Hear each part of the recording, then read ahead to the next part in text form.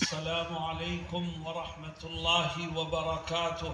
وعلیکم السلام ورحمۃ اللہ وبرکاتہ۔ درود شریف پڑھ لیجیے۔ اللہم صلی علی سیدنا وعلی آل محمد کما صلیت علی آل ابراہیم وعلی آل ابراہیم انک حمید مجید۔ الحمد للہ الحمد للہ نحمده ونستعینه ونستغفره ونؤمن به ونتوکل علیہ ونعوذ باللہ من شرور انفسنا ومن سیئات اعمالنا من يهده الله فلا مضل له ومن يضلله فلا هادي له ونشهد أن لا إله إلا الله وحده لا شريك له ونشهد أن سيدنا ونبينا وشفيعنا وسندنا ومولانا محمدا عبده ورسوله صلى الله تعالى عليه وعلى آله وصحبه وبارك وسلم. أما بعد، أعوذ بالله من الشيطان الرجيم. بسم الله الرحمن الرحيم. ظهر الفساد في البر والبحر بما كسبت أيدي الناس ليذيقهم بعض الذي عملوا لعلهم يرجعون. صدق اللہ مولانا العظیم.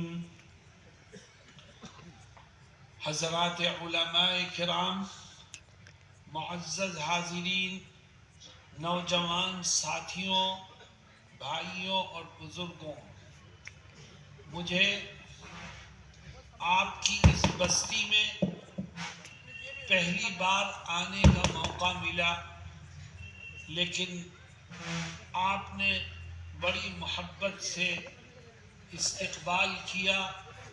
میں دل کی گہرائیوں سے آپ کا مشکور ہوں.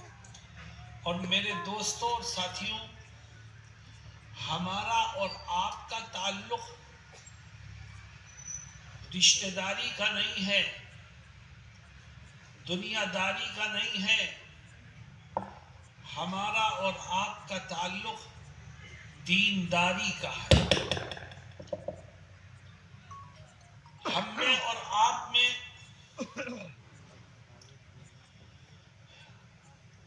خونی رشتہ نہیں ہے. ہم میں اور آپ میں خونی رشتے سے زیادہ ایک مضبوط رشتہ موجود ہے، اور وہ ہے ایمان کا رشتہ، وہ ہے دین کا رشتہ. اللہ رب العزت اس رشتے کو ہمیشہ باقی رکھے. آمین. دوستوں اور ساتھیوں، میرا فرض بنتا ہے کہ آپ نے دین کی نسبت پر مجھ سے محبت کا اظہار کیا، استقبال کیا. میرا فرض بنتا ہے کہ میں دین کی باتیں صحیح انداز میں آپ کے کانوں تک پہنچانے کی کوشش کروں. میں کوشش کروں گا، مجھے یقین ہے کہ میرا رب میری مدد فرمائے گا، مگر آپ اس وعدے کے ساتھ باتوں کو سنیں کہ انشاءاللہ جو کچھ سنیں گے اس پر عمل کریں گے. ہو سکتا ہے کہ ہمارا آپ کا یہ مل بیٹھنا بار بار ہو، اور یہ بھی ہو سکتا ہے کہ ہمارا یہ مل بیٹھنا پہلی اور آخری مرتبہ ہو. اس لیے جو کچھ سنو اس پر عمل کے لیے اپنے آپ کو تیار رکھو. اللہ ہم سب کو عمل کی توفیق سے مالا مال فرمائے. آمین. میرے دوستوں اور ساتھیوں، اس وقت دنیا کے جس گوشے پر نظر ڈالو، ہر جگہ آپ کو مسلمان تباہی اور بربادی کا شکار دکھائی دے گا. اگر فضا میں کسی کی سسکیاں بلند ہو رہی ہیں تو وہ بھی مسلمان ہے. اگر کسی کا خون نالیوں میں بہہ رہا ہے تو وہ بھی مسلمان ہے. اگر کسی کی عزت لٹ رہی ہے تو وہ بھی مسلمان ہے. نہ جان محفوظ ہے، نہ مال محفوظ ہے، نہ عزت محفوظ ہے، نہ آبرو محفوظ ہے. اور اب تو حملے دین و ایمان پر ہونے لگے. میرے دوستو، ہمارا اور آپ کا یہ ماننا ہے کہ اس دنیا کا کوئی پتا بھی اللہ کے حکم کے بغیر نہیں ہل سکتا. جو کچھ ہو رہا ہے خدا کے حکم سے ہو رہا ہے. کیوں ہو رہا ہے؟ اس کی وجہ کیا ہے؟ آج خدا نے ہمیں مل بیٹھنے کا موقع دیا ہے. میں اس پر ہلکی سی روشنی ڈالوں گا.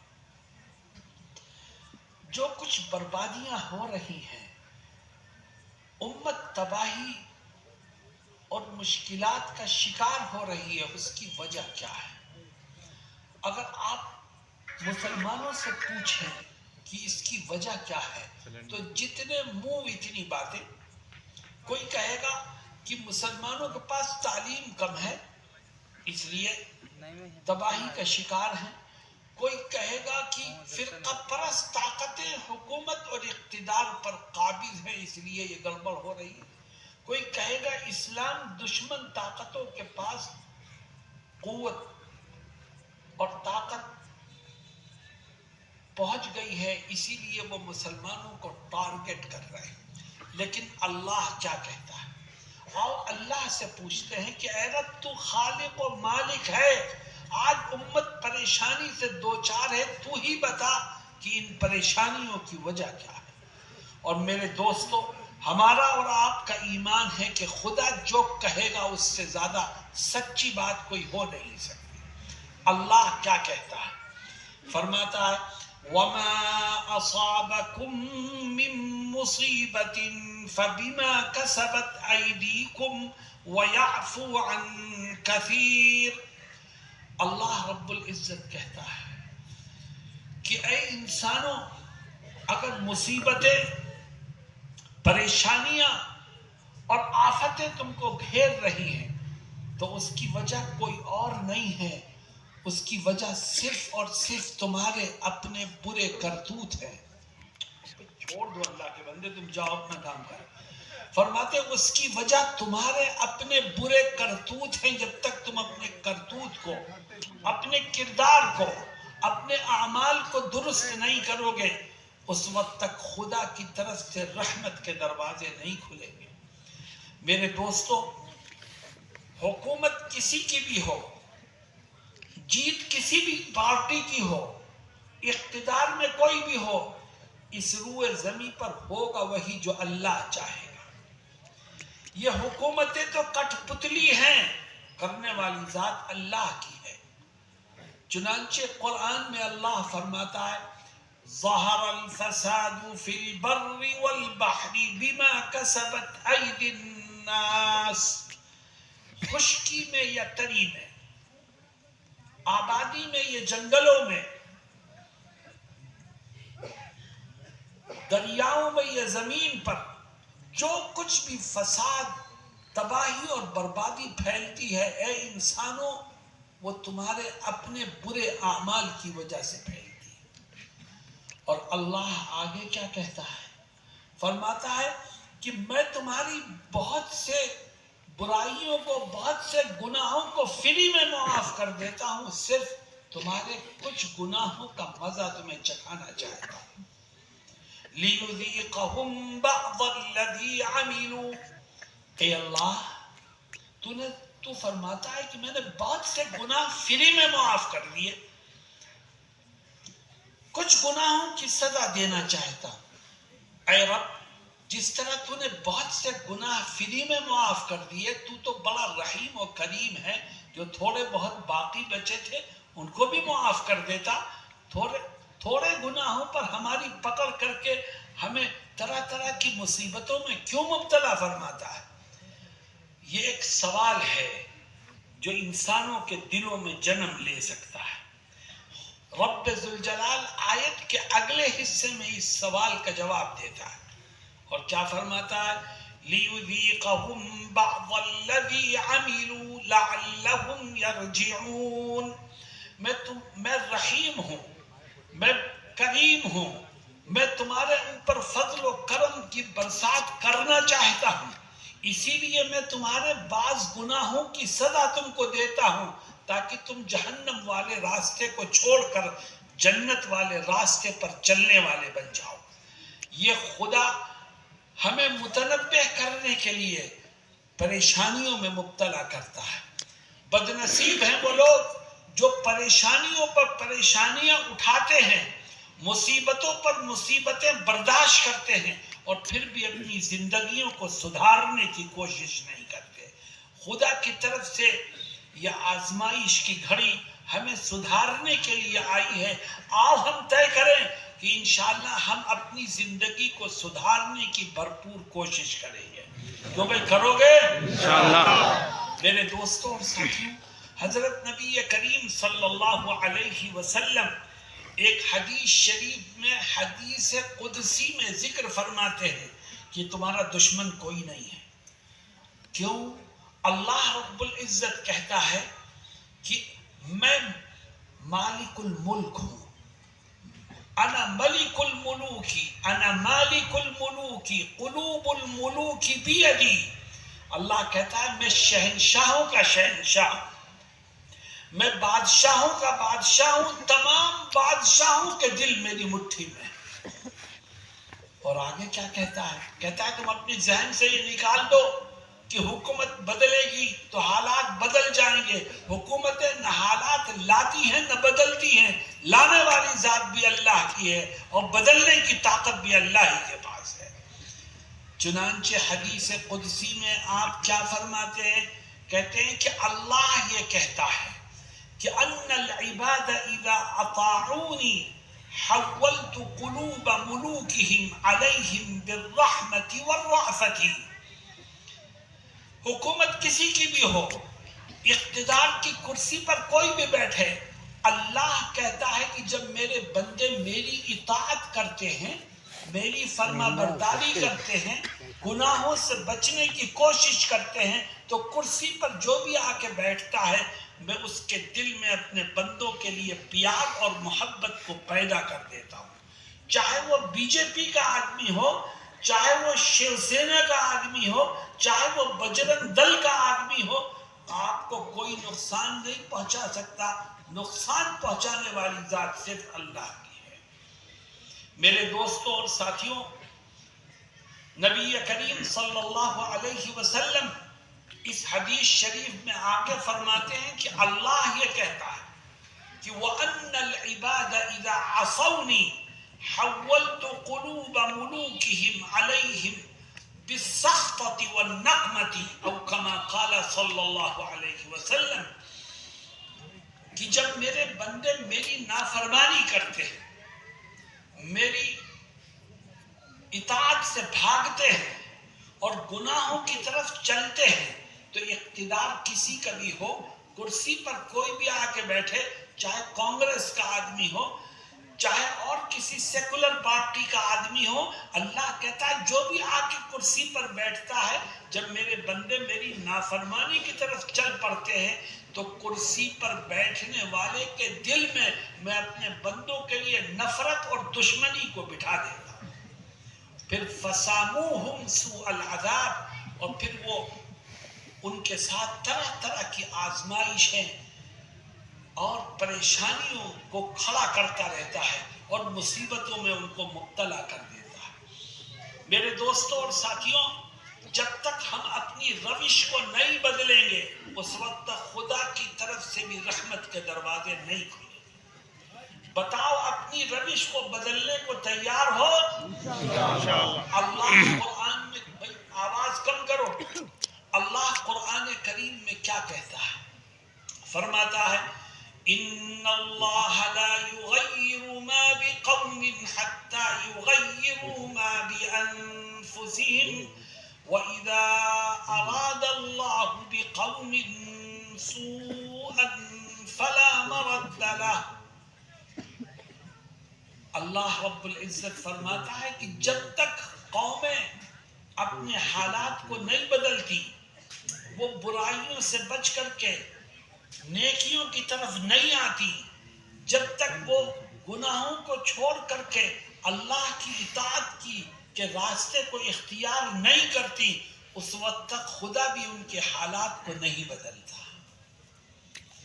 اور آگے کا جملہ بڑا سخت ہے، فرماتا ہے وَإِذَا أَرَادَ اللَّهُ بِقَوْمٍ سُوءًا فَلَا مَرَدَّ لَهُ، اور جب اللہ رب العزت کسی قوم کو ہلاک کرنے کا، برباد کرنے کا، تباہ کرنے کا فیصلہ کر لے تو دنیا کی کوئی طاقت اس قوم کو نہیں بچا سکتی۔ میرے دوستوں اور ساتھیوں، آج جو کچھ ہو رہا ہے یہ کسی اور کے کرنے سے نہیں ہے، یہ سب ہماری اپنی بدعمالیوں کا نتیجہ ہے۔ امت کے اندر کیا کیا برائیاں پھیلی ہوئی ہیں، میں اگر اس کی تفصیل میں جاؤں تو ایک نہیں کئی راتیں ختم ہو جائیں گی، پر بات مکمل نہیں ہوگی۔ اس لیے میں ان گناہوں میں سے آپ کے سامنے 4 گناہ رکھتا ہوں جو آج امت میں عام ہو گئے۔ ان گناہوں کو سنو، ان سے بچنے کی کوشش کرو، اور یہ اس عزم کے ساتھ، ارادے کے ساتھ سنو کہ انشاءاللہ زندگی کے آخری سانس تک اپنے دامن کو ان گناہوں سے بچائیں گے اور نیک راہوں پر چلنے کی کوشش کریں گے۔ سب سے پہلا گناہ جو آج امت میں گھر گھر عام ہو گیا ہے میرے دوستوں اور ساتھیوں، وہ گناہ یہ ہے کہ آج جوان ہو، بوڑھا ہو، مرد ہو، عورت ہو، اللہ رب العزت نے سب کے اوپر روزانہ 5 ٹائم کی نماز فرض کی تھی، اور آج مسلمان اللہ کے اس حکم کو پیروں تلے روند رہا ہے۔ جو نماز نہیں پڑھتا وہ خدا کے سامنے جھکنے سے بھاگتا ہے، اور جو خدا کے سامنے جھکنے سے بھاگے علاوہ ذلت و رسوائی کے اس کو زندگی میں کچھ حاصل ہونے والا نہیں ہے۔ میں آپ سے پوچھتا ہوں کہ بتاؤ آج مسلمان نماز میں سستی کر رہا ہے کہ نہیں کر رہا ہے؟ بولو بھائی۔ جوان ہو، بوڑھا ہو، مرد ہو، عورت ہو، اللہ نے سب پر 5 وقت کی نماز فرض کی ہے، اور ہم اللہ کے اس حکم سے کھلواڑ کر رہے ہیں۔ ہمارا جی چاہتا ہے تو پڑھتے ہیں، جی نہیں چاہتا تو نہیں پڑھتے۔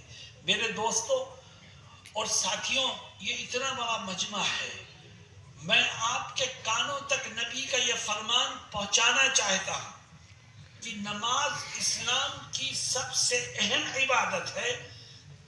تم نے روزے بھی رکھ لیے، تم نے حج بھی کر لیا، تم نے زکوٰۃ بھی دے دی، تم نے دین کے کاموں میں حصہ بھی لے لیا، لیکن نماز پابندی سے نہیں پڑھی تو ہوگا کیا؟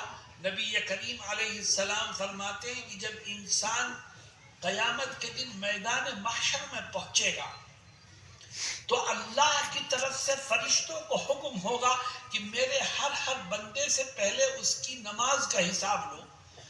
فرشتہ کہے گا نماز بتا کتنی پڑھ کے آیا؟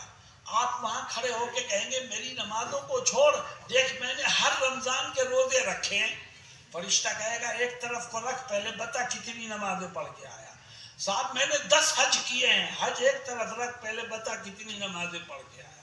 صاحب میں ہر سال رمضان میں عمرے میں جاتا تھا، ٹھیک ہے ایک طرف رکھ، پہلے بتا نمازیں کتنی پڑھ کے آیا؟ اول ما يحاسب یوم القیامت الصلاۃ، قیامت کے دن سب سے پہلے حساب جو لیا جائے گا وہ نماز کا ہوگا۔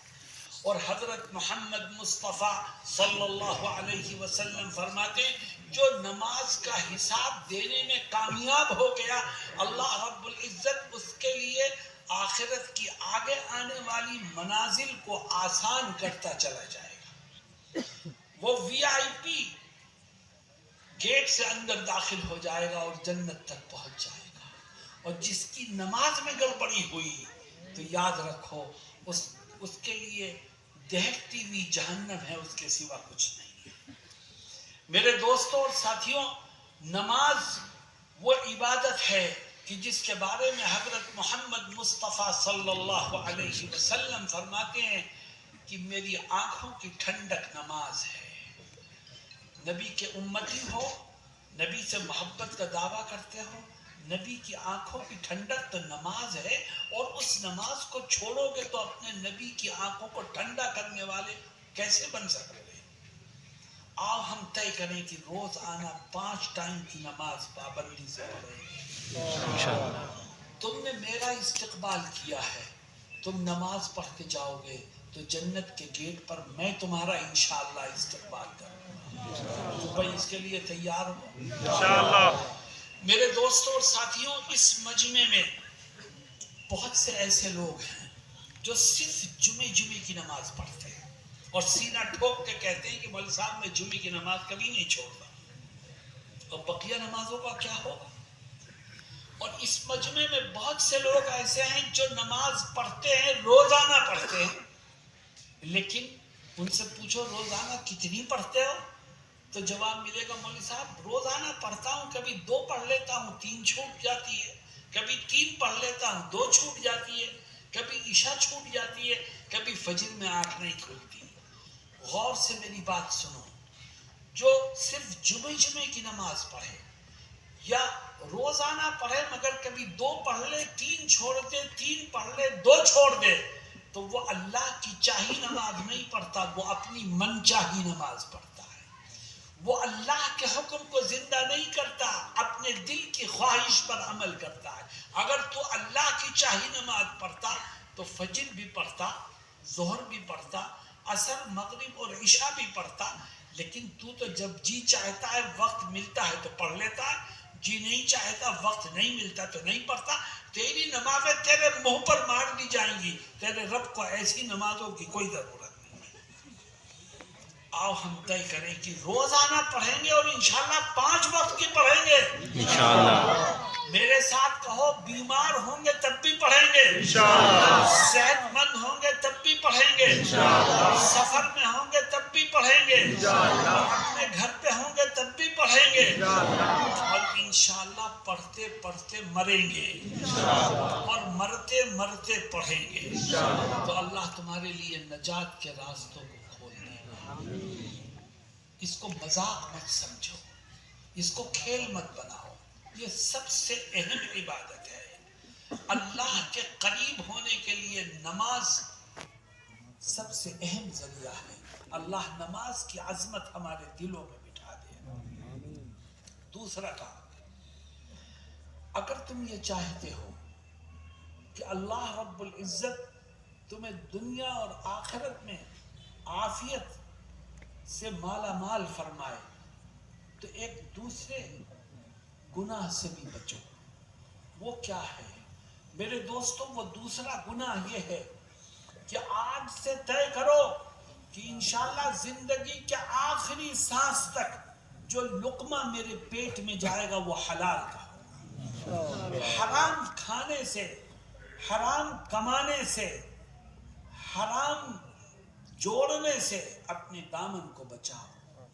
आज उम्मत का सबसे बड़ा मसला ये हो रहा है कि हम दौलत कमाने के चक्कर में हैं, हराम और हलाल का फर्क हमारे जहनों से निकल गया है।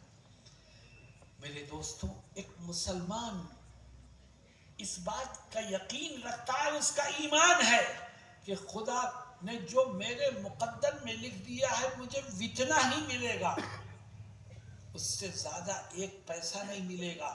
चाहे तू हलाल तरीके से ले ले तब भी इतना ही मिलेगा, हराम तरीके से कमा तब भी इतना ही मिलेगा जितना तेरी तकदीर में लिख दिया है। तो फिर हराम की तरफ क्यों जाता है? आपने नाम सुना होगा, एक शहर है बहुत बड़ा, हिंदुस्तान का मशहूर शहर है कलकत्ता। क्यों भाई, नाम सुना है? बंगाल की राजधानी है। मेरा वहाँ हर साल जाना होता है। चंद साल पहले वहाँ गया तो जिन्होंने हमें बुलाया था, जो दाई थे, उन्होंने एक एयर कंडीशन हॉल में वहाँ के ताजिरों का एक प्रोग्राम किया। क्योंकि ताजिरों का शहर है, मुसलमान भी बहुत बड़ी तादाद में तिजारत में लगा हुआ है, तो एयर कंडीशन हॉल था, वो पूरा भर गया, ऊपर नीचे। इतवार का दिन था, हम वहाँ गए। हमने ये बात कही कि देखो, दौलत कमाने से इस्लाम नहीं रोकता। आप रिस्क हलाल कमाइए, इस्लाम रिस्क हलाल कमाने की हौसला अफजाई करता है। اور اللہ کے نبی حضرت محمد مصطفیٰ صلی اللہ علیہ وسلم فرماتے ہیں کہ حلال رزق کمانا یہ بھی ایک فریضہ ہے، اس کو فریضہ سمجھ کے انجام دو تو اللہ ہر قدم پر تمہیں اجر و ثواب عطا فرمائے گا۔ میرے دوستو، رزق حلال کمانا خود ایک عبادت ہے۔ بیان چل رہا تھا اور میں نے ان لوگوں سے یہ کہا آپ تاجر ہیں، آپ بزنس مین ہیں، تجارت کرو، بزنس کرو، لیکن ہمیشہ سودی لین دین سے اپنے دامن کو بچاؤ، کیونکہ سود حرام ہے، شریعت نے اس کو حرام کیا ہے۔ اور اللہ رب العزت نے قرآن کریم میں اتنی برائی اس کی بیان کی ہے کہ ایک جگہ فرماتا ہے کہ جو سودی لین دین دنیا میں کر کے مرے گا اور اس سے توبہ نہیں کرے گا، اس کو چھوڑے گا نہیں، اسی حال میں مر جائے گا، تو کل قیامت کے دن جب وہ شخص میدان محشر میں پہنچے گا تو اللہ کہتا ہے یتخبطہ الشیطان من المس، اللہ کہتا ہے وہ اس حال میں پہنچے گا کہ جس طرح کسی انسان پر جنات سوار ہو جائے تو وہ پاگلوں دیوانوں جیسی حرکت کرتا ہے، سود کھانے والا بھی میدان محشر میں پہنچ کر پاگلوں اور دیوانوں جیسی حرکتیں کرے گا۔ ساری دنیا دیکھ کے پہچان لے گی یہ وہ شخص ہے جو سود کھایا کرتا تھا، سودی لین دین کیا کرتا تھا، سودی کاروبار میں مصروف تھا۔ بتاؤ کتنی ذلت اور رسوائی ہوگی۔ تو میں کلکتے کے ان تاجروں سے یہ کہہ رہا تھا کاروبار کرو، جتنا شریعت کے دائرے میں رہ کر کے بڑھا سکتے ہو بڑھاؤ، کوئی نہیں روکتا آپ کو، مگر سودی لین دین سے اپنے دامن کو بچاؤ۔ تو ایک تاجر کھڑے ہو گئے، کہنے لگے کہ مولانا صاحب ایک سوال ہے۔ میں نے کہا آپ کہیے کیا سوال ہے؟ کہنے لگے کہ آج کل اگر آپ اپنی بزنس کو بڑا کرنا چاہتے ہیں تو گورنمنٹ کی طرف سے جو قوانین ہیں اس کی بنا پر آپ مجبور ہیں بینک سے لون لیے بغیر کاروبار کو نہیں بڑھا سکتے، اور لون لیں گے آپ تو آپ کو سودی لین دین میں تو مبتلا ہونا ہی پڑے گا۔ تو آپ کہتے ہیں سود مت لے تو کاروبار ہم بڑھائیں تو کیسے بڑھائیں، اور بڑھائیں تو بغیر سود لیے بینک سے لون لیے بڑھا نہیں سکتے۔ میں نے کہا آپ نے اپنی بات کہہ لی؟ کہنے لگے ہاں کہہ لی۔ میں نے جواب میں یہ کہا کہ پہلے یہ بتائیے کہ آپ مسلمان ہیں کہ نہیں؟ کہنے لگے ہاں میں مسلمان ہوں۔ میں نے کہا مسلمان ہو تو جواب سنو، کاروبار کو بڑھانا فرض نہیں ہے، سود سے بچنا فرض ہے۔ جتنا تمہارے رب نے تقدیر میں لکھ دیا ہے اتنا مل کے رہے گا۔ یہ ایمان ہونا چاہیے مضبوط مومن کا، تو اللہ اسے ہر پریشانی سے بچنے کی راہ نصیب فرمائے گا۔ میرے دوستوں اور ساتھیوں، رزق حلال کھاؤ اور کماؤ تو اللہ رب العزت تمہاری دنیا بھی بنا دے گا، تمہاری آخرت بھی بنا دے گا۔ آج مسلمانوں بڑے افسوس اور دکھ کی بات ہے کہ ہمیں اپنی آمدنی کو بڑھانے کی فکر ہے، حرام و حلال کا فرق ذہن سے مٹ چکا ہے۔ یہی وجہ ہے کہ باپ مرتا ہے ابھی اس کا کفن بھی میلا نہیں ہوتا اور اولاد میں جائیداد کے جھگڑے شروع ہو جاتے ہیں۔ بتاؤ ہوتا ہے نہیں ہوتا؟ اور جھگڑے کیوں ہوتے ہیں؟ ہر ایک یہ چاہتا ہے کہ زیادہ سے زیادہ حصہ مجھے ملے، یہی جھگڑے کی وجہ ہے۔ اور جب آپ کسی وارث کو، کسی بھائی کو سمجھانے کی کوشش کرو تو وہ فوراً کیا جواب دیتا ہے کہ مولانا صاحب میں جھگڑا نہیں کر رہا ہوں، میں تو اپنا حق لینے کی کوشش میں ہوں۔ ارے اس بے وقوف کو بتا دینا کہ کل میدان محشر میں خدا تجھ سے یہ نہیں پوچھے گا کہ تو نے اپنا حق لیا کہ نہیں لیا، خدا تجھ سے یہ پوچھے گا کہ تو نے دوسرے کے حق کو ادا کیا کہ نہیں کیا۔ تجھے لینے کی تو فکر ہے، ادا کرنے کی فکر نہیں ہے۔ یہی تمام جھگڑوں کی جڑ ہے۔ میرے دوستوں اور ساتھیوں، آؤ ہم طے کریں کہ ہم تھوڑا کمائیں یا زیادہ کمائیں، انشاءاللہ رزق حلال کمائیں گے، حلال کھائیں گے، حلال پیئیں گے۔ شراب سے، اسی طرح سے نشہ آور گولیوں سے، نشے کی چیزیں سونگھنے سے اپنے آپ کو بچاؤ۔ جو دنیا میں نشے والی چیز استعمال کرے گا جو دنیا میں نشے والی چیز استعمال کرے گا، کل میدان محشر میں اللہ رب العزت اسے جہنمیوں کے خون، پیپ اور مواد کا گلاس پلائے گا، کہے گا یہ تیری سزا ہے، تو یہاں پر یہ پی۔ دماغ پھٹ جائے اس کی بدبو سے، اور وہ چیز ہمارے حلق میں اترے، نعوذ باللہ من ذالک۔ اللہ ہماری آنے والی نسلوں کو بھی اس سے محفوظ رکھے۔ میرے دوستوں، میں ایک بات کہہ رہا ہوں، اس کو آزما کے دیکھنا کہ تم رزق حلال کماؤ گے تو اللہ رب العزت اس میں برکت عطا فرمائے گا، اور جب حرام گھر میں آئے گا تو گھر کا چین و سکون باہر چلا جائے گا۔ اللہ رب العزت ہم سب کو حلال کھانے اور کمانے کی توفیق سے مالا مال فرمائے، اور ہمیں صحیح انداز سے دین سے جڑ کر کے زندگی گزارنے والوں میں شامل کرے۔ کیوں بھائی اس پر عمل کریں گے انشاءاللہ۔ میرے دوستوں اور ساتھیوں، حالات بہت خطرے والے بنے ہوئے ہیں۔ نفرتوں کے سوداگر اپنی دکانوں کو آگے بڑھانے کی فکر میں ہیں۔ ہمیں اور آپ کو نفرت کے اس ماحول میں محبت کے دیے کو روشن کرنا ہے، اپنے کردار و عمل سے حالات کو بدلنے کی فکر کرنی ہے، اور ہم اپنی کمیوں پر نظر ڈالیں۔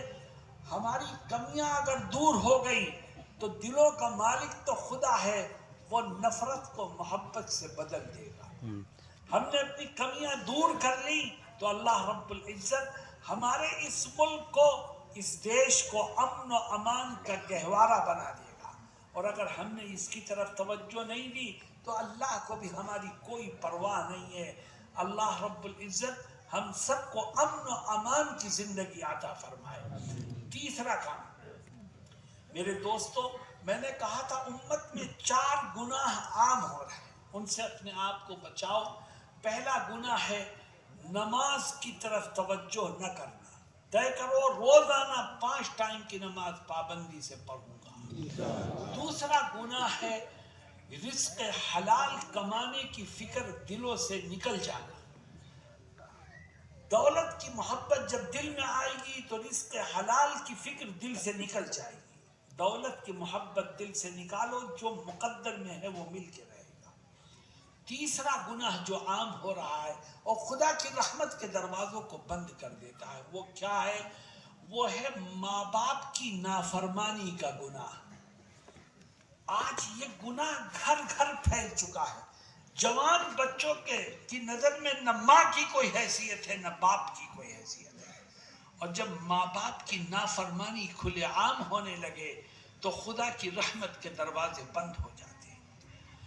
یاد رکھو، قرآن کریم میں اللہ رب العزت نے جگہ جگہ ہر انسان کو پہلے نمبر پر یہ حکم دیا کہ میری عبادت کر۔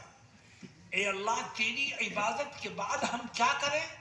فرماتا میری عبادت کے بعد سب سے پہلی ذمہ داری تمہاری یہ ہے کہ اپنے ماں باپ کی فرما برداری کرو۔ اپنی عبادت کے ساتھ ماں باپ کے ساتھ حسن سلوک کا حکم دیا۔ دیکھو قرآن کی آیت ہے، اللہ کیا کہتا ہے؟ وَإِذْ أَخَذْنَا مِيثَاقَ بَنِي إِسْرَائِيلَ لَا تَعْبُدُونَ إِلَّا اللَّهَ وَبِالْوَالِدَيْنِ إِحْسَانًا۔ ہم نے بنو اسرائیل کو یہ حکم دیا کہ ایک اللہ کے سوا کسی کی عبادت مت کرنا۔ اے اللہ، اس کے بعد ہم نے بنو اسرائیل کو یہ حکم دیا کہ اپنے ماں باپ کے ساتھ اچھا سلوک کر۔ دوسری آیت دیکھو اللہ کیا کہتا ہے، وَقَضَىٰ رَبُّكَ أَلَّا تَعْبُدُوا إِلَّا إِيَّاهُ وَبِالْوَالِدَيْنِ إِحْسَانًا۔ اللہ تمہیں یہ حکم دیتا ہے کہ صرف اس کی عبادت کرو، اور اس کے بعد اپنے ماں باپ کے ساتھ اچھا سلوک کرو۔ تیسری آیت اللہ فرماتا ہے، وَاعْبُدُوا اللَّهَ وَلَا تُشْرِكُوا بِهِ شَيْئًا وَبِالْوَالِدَيْنِ إِحْسَانًا۔ ایک اللہ کی عبادت کرو، کسی کو اس کا شریک مت بناؤ، اور اپنے ماں باپ کے ساتھ اچھا سلوک کرو۔ میرے دوستوں اور ساتھیوں، ذرا گریبان میں جھانکو، آج ہم کہاں کھڑے ہیں؟ نہ ماں کی کوئی حیثیت، نہ باپ کی کوئی حیثیت۔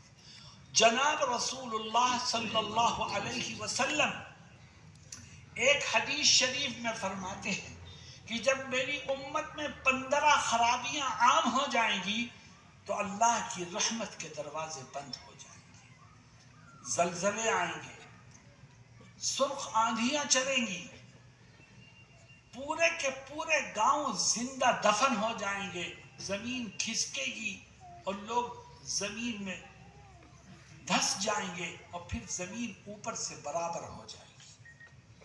ان 15 خرابیوں میں سے 2 خرابیاں، دیکھو میں ذکر کرتا ہوں حدیث کے الفاظ، آقا فرماتے ہیں صلی اللہ علیہ وسلم کہ وَأَطَاعَ الرَّجُلُ زَوْجَتَهُ وَعَقَّ أُمَّهُ وَبَرَّ صَدِيقَهُ وَجَفَى أَبَاهُ۔ جب میری امت کا جوان اپنی بیوی کے کہنے میں چلنے لگے اور اپنی ماں کو ٹھوکر مارنے لگے تو سمجھ لو خدا کی رحمت کا دروازہ بند ہو جائے گا۔ اور جب میری امت کا جوان اپنے دوستوں کے ساتھ، اپنے کلاس فیلوز کے ساتھ، اپنے ہم جولیوں کے ساتھ بہت اچھا برتاؤ کرے اور اپنے باپ کی نافرمانی کرنے لگے تو سمجھ لو خدا کی رحمت کا دروازہ بند ہو جائے گا۔ بتاؤ آج یہ گناہ امت میں عام ہو رہا ہے کہ نہیں ہو رہا ہے؟ بولو بھائی، آواز کیوں نہیں نکلتی؟ میرے دوستوں اور ساتھیوں، اپنے ماں باپ کے ساتھ اچھا سلوک کرو، اور خاص طور پر جب ماں باپ بوڑھے ہو جائیں تو اس وقت ان کو بے یار و مددگار مت چھوڑو۔ میرے پاس ایک بوڑھا باپ آیا، اس کی رودات سن کے میرا دل منہ کو آنے لگا، کلیجہ پھٹ گیا۔ ابھی 1 ہفتہ پہلے اس بوڑھے کا انتقال ہوا۔ وہ مجھ سے کیا کہتا ہے؟ کہتا ہے میرے 9 بیٹے ہیں اور میں اور میری بیوی ہم دونوں بوڑھے ہو گئے، بالکل پیر قبر میں لٹک گئے، ہمارے لیے ہلنا جلنا مشکل ہے۔ ہر بچہ اپنے بیوی بچوں کے ساتھ الگ رہتا ہے، اور یہ طے ہوا ہے کہ ہر بچے کے گھر سے کھانا آئے گا۔ حال یہ ہے کہ دوپہر کے کھانے کا انتظار شام تک کرتے ہیں اور شام کے کھانے کا انتظار صبح تک کرتے ہیں، کوئی ہمیں 2 روٹی دینے کو تیار نہیں۔ یہ حال ہو گیا ہے امت کا۔ میرے دوستوں اور ساتھیوں، یاد رکھو، ایک طرف باپ ہے، دوسری طرف ماں ہے۔ ماں کا حق باپ سے زیادہ بڑھا ہوا ہے، اور آج ماں کی حیثیت پاؤں کی جوتی سے زیادہ خراب ہے۔ قرآن کریم میں اللہ رب العزت کیا کہتا ہے؟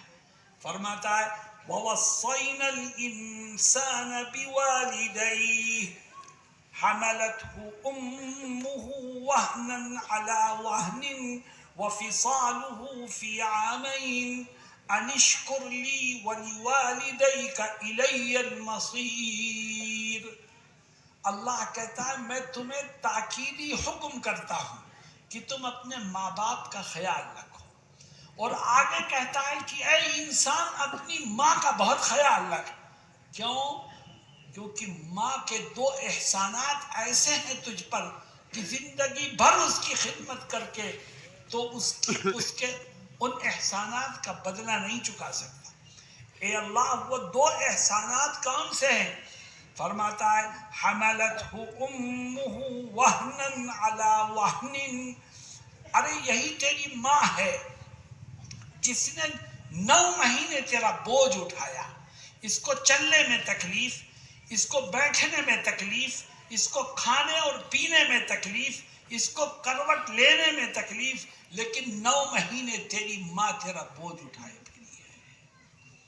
اور پھر تیری پیدائش کا، تجھے جنم دینے کا مرحلہ آیا، ہزاروں طرح کے درد اس نے جھیلے اور تجھ کو جنم دیا، اور تجھ کو جنم دے کے بھولی نہیں، تیری ایک آہ پر پوری رات بیٹھ کر گزار دیتی تھی۔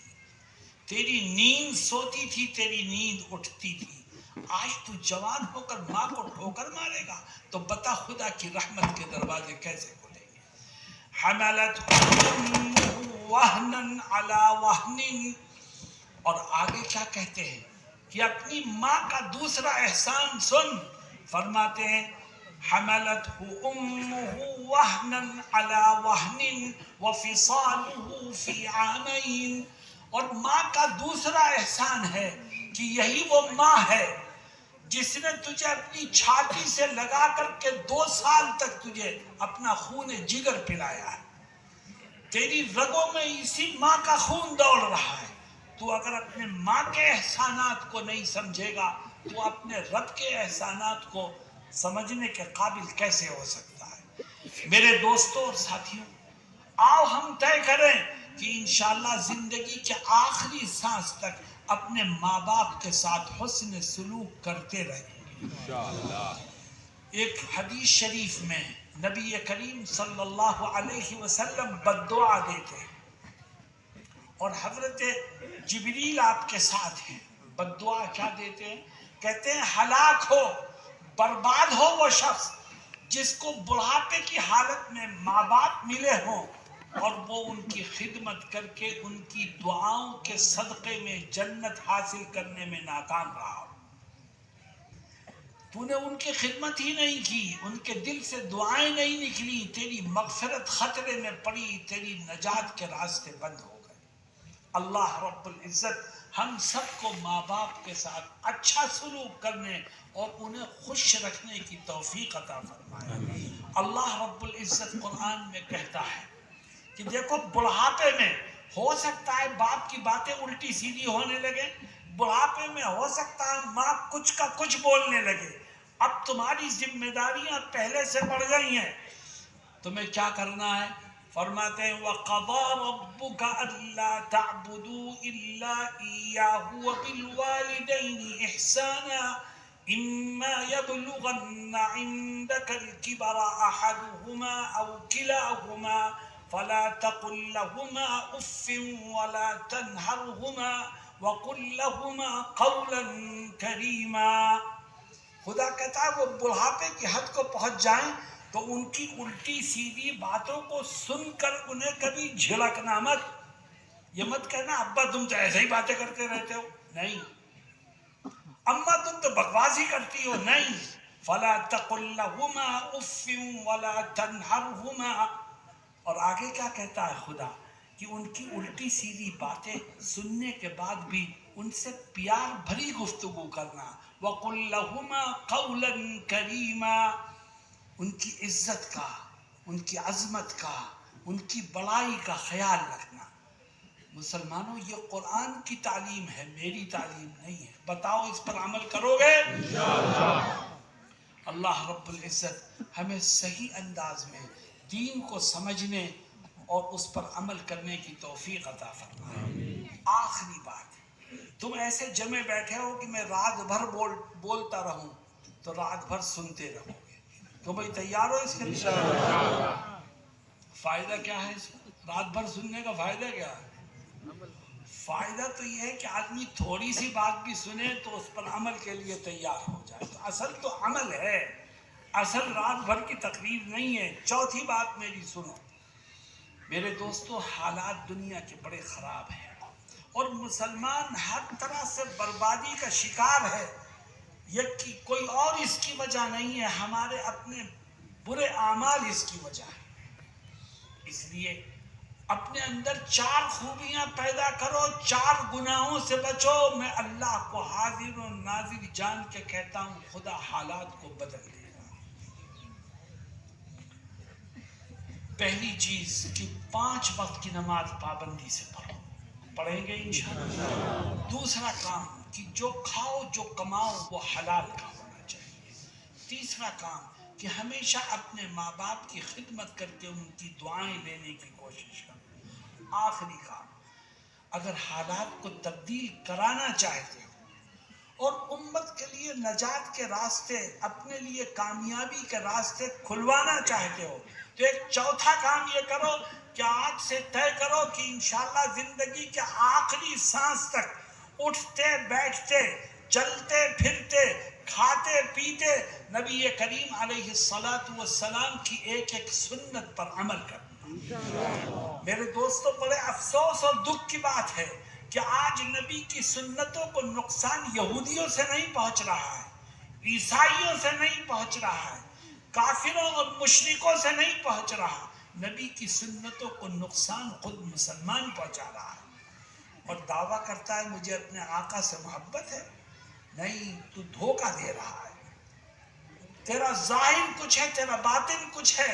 جس کے دل میں آقا کی محبت ہوگی اس کی زندگی میں آقا کی سنتیں بھی ہوں گی، اور جس کی زندگی میں آقا کی سنت نہیں ہے، سن لو وہ جھوٹ کہتا ہے، اس کو آقا سے محبت بھی نہیں ہے۔ میرے دوستوں اور ساتھیوں، اللہ رب العزت قرآن میں کیا کہتا ہے؟ فرماتا ہے قُلْ إِن كُنتُمْ تُحِبُّونَ اللَّهَ فَاتَّبِعُونِي يُحْبِبْكُمُ اللَّهُ وَيَغْفِرْ لَكُمْ ذُنُوبَكُمْ۔ اللہ کہتا ہے اے نبی میرے بندوں سے پوچھئے، میں ان کو کھانے کو دیتا ہوں، میں ان کو پینے کو دیتا ہوں، میں ان کو پہننے کو دیتا ہوں، میں نے ان کو دیکھنے کے لیے 2 آنکھیں دی ہیں، سننے کے لیے کان دیے ہیں، چلنے کے لیے پیر دیے ہیں، ان گنت نعمتیں میری ان کے پاس ہیں، ان سے پوچھئے کہ یہ مجھ سے محبت کرتے ہیں کہ نہیں کرتے۔ اللہ کہتا ہے نبی سے کہ میرے بندوں سے پوچھئے کہ یہ مجھ سے محبت کرتے ہیں کہ نہیں کرتے۔ ارے بتاؤ تم اپنے خدا سے محبت کرتے ہو کہ نہیں؟ بھائی زور سے بولو۔ اب دیکھو اللہ کیا جواب دیتا ہے۔ اللہ کہتا ہے یہ جو محبت کا دعویٰ جن لوگوں نے کیا ہے ان کو ایک کسوٹی پر پرکھیے، اگر کسوٹی پر وہ پورے اترتے ہیں تو محبت کے دعوے میں سچے ہیں، اور اگر وہ کسوٹی پر نہیں اترتے تو جھوٹے ہیں۔ اے اللہ، وہ کسوٹی کیا ہے؟ خدا کہتا ہے کہ جو مجھ سے محبت کا دعویٰ کرتا ہے دیکھیے اس کی زندگی میں میرے حبیب کی سنتیں ہیں کہ نہیں ہیں۔ جو میرے حبیب کی اتباع کرے گا وہ مجھ سے محبت کرنے میں سچا ہے، اور جو مجھ سے محبت کا دعویٰ تو کرے مگر نقل میرے حبیب کے دشمنوں کی اتارے، ویسٹرن کلچر کو اپنائے، یورپین اسٹائل کو اپنا کر اپنے آپ کو ماڈرن ثابت کرنے کی کوشش کرے، اس کو نہ خدا سے محبت ہے نہ نبی سے محبت ہے۔ میرے دوستوں اور ساتھیوں، اللہ رب العزت کیا کہتا ہے؟ قُلْ إِن كُنتُمْ تُحِبُّونَ اللَّهَ فَاتَّبِعُونِي يُحْبِبْكُمُ اللَّهُ وَيَغْفِرْ لَكُمْ ذُنُوبَكُمْ۔ میرے بندوں سے کہیے کہ جو میرے حبیب کی اتباع کرنے میں لگ جائے، میرے حبیب کی سنتوں پر عمل کرنے لگے، پھر اس کو مجھ سے محبت کرنے کی ضرورت نہیں، میں خود اس سے محبت کرنے لگوں گا۔ وَيَغْفِرْ لَكُمْ ذُنُوبَكُمْ، اور سنتوں کی برکت سے میں اس کے بہت سے گناہوں کو معاف کر دوں گا۔ میرے دوستوں اور ساتھیوں، میں دیکھ رہا ہوں آج اس مجمع میں بہت سے جوان ایسے ہیں جن کے چہروں پر داڑھیاں نہیں ہیں۔ کس کی نقل اتاری ہے؟ نبی کی سنت کو کھرچ کے نالیوں میں بہاتے ہو، کس کی نقل میں؟ نبی کے دشمنوں کی نقل اتارتے ہو، اللہ کے اوپر ایمان نہ رکھنے والوں کی نقل اتارتے ہو۔ میرے دوستوں اور ساتھیوں، میں ایک دفعہ ایک پروگرام میں گیا، ہمارے ہاں یوپی میں ایک شخص نے اب سے 1 سال پہلے کی بات ہے، نبی کریم علیہ السلام کی شان میں گستاخی کی، اور دنیا کے بہت سے بدبخت یہ نامناسب کام کرتے رہتے ہیں۔ فیض آباد شہر کا یہ قصہ ہے۔ میں شہر میں تھا، اسٹیج پر پہنچا تو ایک شاعر کھڑا ہوا جو کلین شیو تھا، میری موجودگی میں اس نے نبی کی شان میں گستاخی کرنے والے کے خلاف بڑے پرجوش اشعار پڑھے، کچھ سننے والے بہت خوشی سے اچھلے اور لوگ اس کے ہر شعر پر اسے بھرپور داد دے رہے تھے، خوشی کا اظہار کر رہے تھے، جوش و خروش پیدا ہو گیا لوگوں میں۔ اشعار بھی اچھے تھے۔ وہ شعر کہہ کر کے بیٹھا تو میرے نام کا اعلان ہوا، میں کرسی پر بیٹھا، میں نے کہا، میرے جملے سمجھیے آپ، میں نے کہا کہ نبی کی شان میں گستاخی کی گئی ہے، ہمارے دل دکھے ہوئے ہیں۔ ابھی ایک شاعر نے آ کر گستاخی کرنے والے کے خلاف کچھ اشعار پڑھے، ہم سب نے بہت پرجوش انداز میں اس کو داد دی، کیونکہ نبی کی شان میں گستاخی کرنے والا اس روح زمین کا سب سے بدترین انسان ہے۔ میرے دوستوں اور ساتھیوں، میں نے کہا مجمع میں بیٹھے ہوئے لوگوں سے کہ شاعر نے جو باتیں کہی وہ ہمارے دل کی آواز ہے، مگر لوگوں ذرا میری بات سنو، اس شاعر کا چہرہ دیکھو اور نبی کی شان میں گستاخی کرنے والے کا چہرہ دیکھو، دونوں کے چہرے ایک جیسے ہیں کہ نہیں ہیں؟ نبی کی شان میں جس نے گستاخی کی وہ بھی کلین شیو، اور نبی کی شان میں گستاخی کرنے والے کے خلاف جس شاعر نے ہمیں اشعار سنائے وہ بھی کلین شیو۔ تو اس کی شکل نبی کے دشمن کی شکل سے مل رہی ہے، یہ نبی کی شکل سے مل رہی ہے۔ مسلمانوں غور کرو، آج کہیں نبی کی شان میں گستاخی ہوتی ہے، مسلمان سراپا احتجاج بنتا ہے، اور بننا بھی چاہیے۔ ہم قانون کے دائرے میں رہ کر نبی کی شان میں گستاخی کرنے والے کو کیفر کردار تک پہنچانے کی بھرپور کوشش کرتے رہیں گے، مگر قانون کے دائرے میں رہ کر، قانون کو ہاتھ میں لے کر نہیں۔ لیکن میرے دوستوں، میں جو کہنا چاہتا ہوں سنو، نبی کو گالی دینا اگر گستاخی ہے، نبی کی شان میں الٹی سیدھی باتیں کہنا گستاخی ہے، آپ کا کارٹون بنانا گستاخی ہے، تو نبی کی سنتوں کو پہلو ترے روندنا بھی گستاخی ہے۔ بتاؤ آج یہ گستاخی ہر مسلمان کر رہا ہے کہ نہیں کر رہا؟ شادی بیاہ کا موقع ہو، ہم اپنی منمانے انداز سے اپنی تقریب کرتے ہیں، سنت کو پیچھے ڈالتے ہیں۔ میرے دوستوں، جو ساتھی یہاں بیٹھے ہیں جن کے چہروں پر داڑھیاں نہیں ہیں، وہ عزم کریں کہ ہم اپنے چہرے کو نبی کی سنت سے سجائیں گے انشاءاللہ۔ کسی کی پرواہ مت کرو، ہم آقا کے غلام ہیں، ہمارے چہرے پر وہ نشانی ہوگی جس سے دیکھنے والا پہچانے گا کہ یہ محمد صلی اللہ علیہ وسلم کا غلام ہے۔ میرے دوستوں اور ساتھیوں، اس کو معمولی چیز مت سمجھو، یہ ہمارا نشان ہے، ہماری پہچان ہے، ہماری شناخت ہے۔